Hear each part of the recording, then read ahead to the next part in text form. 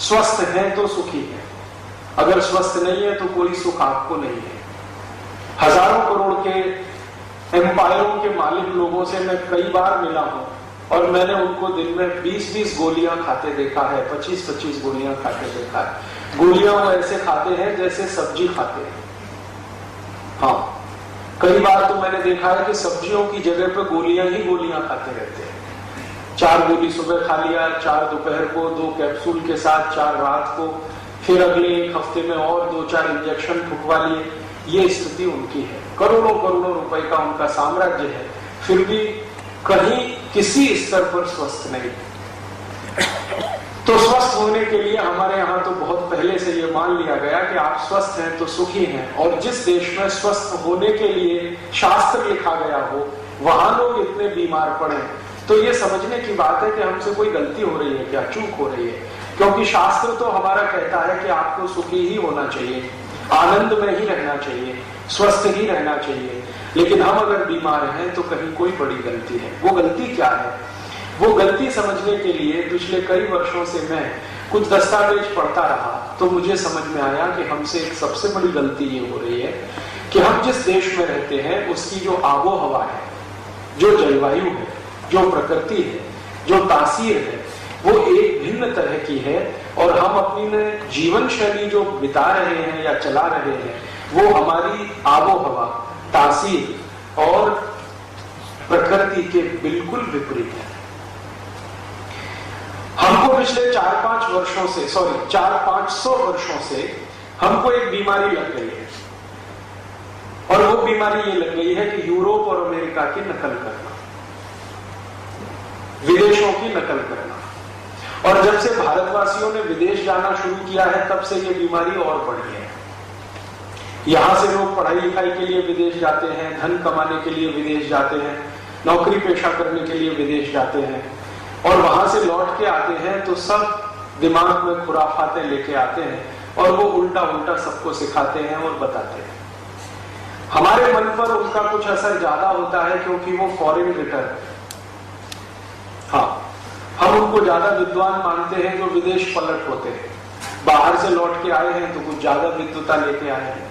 लेकिन वो मूर्खों के मूर्ख सिद्ध होते हैं जब हम हमारी जीवन शैली, आबो हवा और तासीर के हिसाब से उनका विश्लेषण करें। तो हमारे ऊपर बहुत ज्यादा असर हो गया है यूरोप और अमेरिका का, और इतना हो गया है कि सवेरे से शाम तक के जीवन में हम ऐसी बहुत सारी चीजें खा पी रहे हैं या उपयोग कर रहे हैं जो हमारी प्रकृति को बिल्कुल मेल नहीं खाती हैं, हमारी तासीर के उल्टी हैं, हमारी आबो हवा के विपरीत है।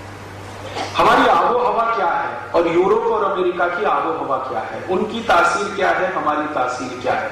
उनकी प्रकृति क्या है, हमारी प्रकृति क्या है? जरा इसको 2 मिनट समझें।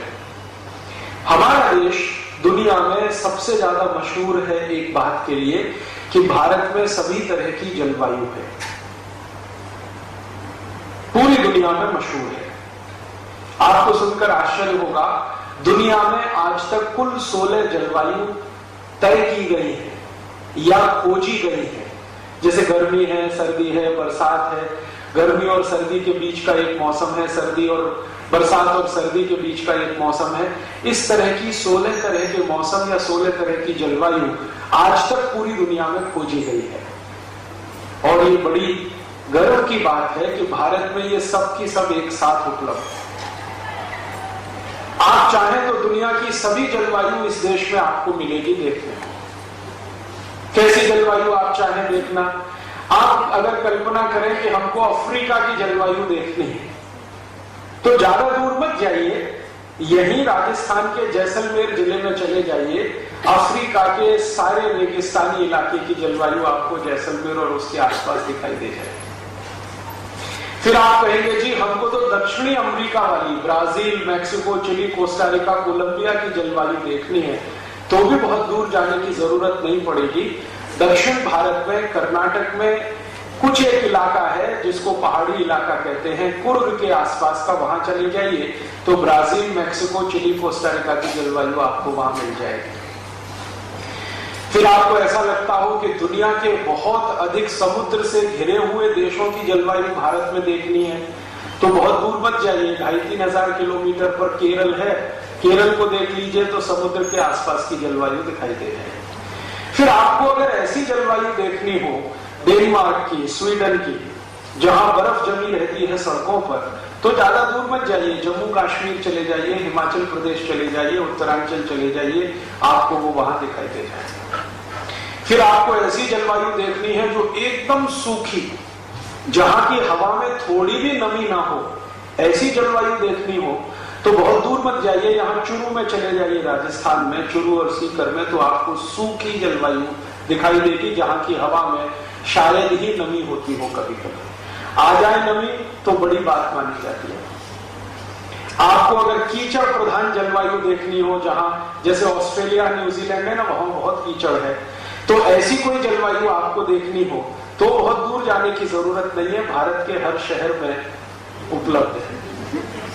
हाँ, जरूरत नहीं कहीं दूर जाने की, क्योंकि नालियों की सफाई ही नहीं होती है, तो वो हर जगह उपलब्ध है। आपको जो देखना हो वो यहां सब है भारत। और बहुत दिन से भारत के बारे में मैं ये सोचता रहा कि ये चक्कर क्या है। दुनिया में 16 तरह के क्लाइमेट जोन्स माने जाते हैं, वो सबके सब भारत में हैं, तो शायद भगवान की कोई कृपा है।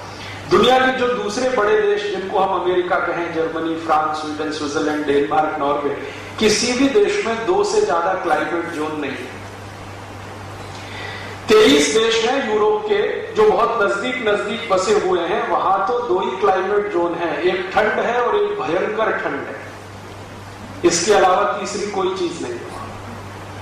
अफ्रीका में चले जाइए तो 2 ही क्लाइमेट जोन है, एक गर्मी है और एक भयंकर गर्मी है। अगर आप लैटिन अमेरिका में जाएं, ब्राजील और मैक्सिको में, तो वहां 2 ही मौसम है, एक बरसात है और एक भयंकर बरसात है। कुछ कुछ देश तो ऐसे हैं जहां 8 महीने पानी बरसता ही रहता है। भारत में भी गोवा में चले जाइए, 8 महीने पानी बरसता रहता है।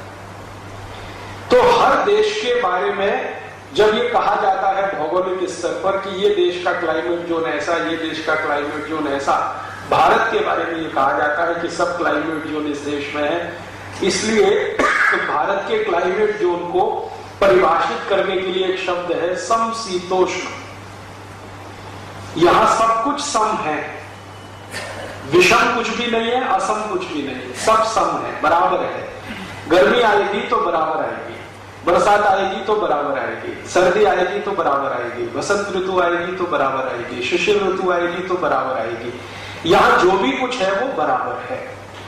तो बराबर है इसलिए दुनिया के भूगोल शास्त्रियों के बीच में या मौसम विज्ञान का अध्ययन करने वालों के बीच में भारत सबसे ऊंचा देश माना जाता है कि ये देश कुछ अद्भुत है।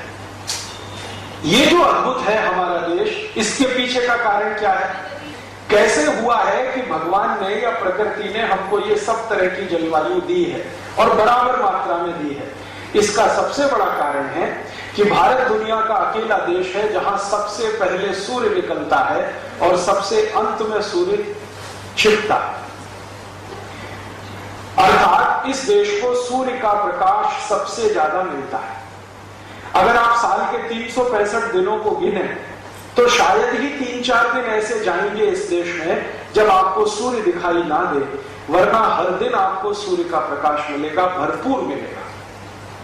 दूसरे देशों की तरफ चलें, अमेरिका और यूरोप और उसके आसपास के देश, तो वो बहुत गरीब है इस मामले में कि उनको साल में मुश्किल से 15-20 दिन या बहुत अधिक तो 1 महीना सूर्य का प्रकाश मिलता है, बाकी तो सूर्य निकलता ही नहीं।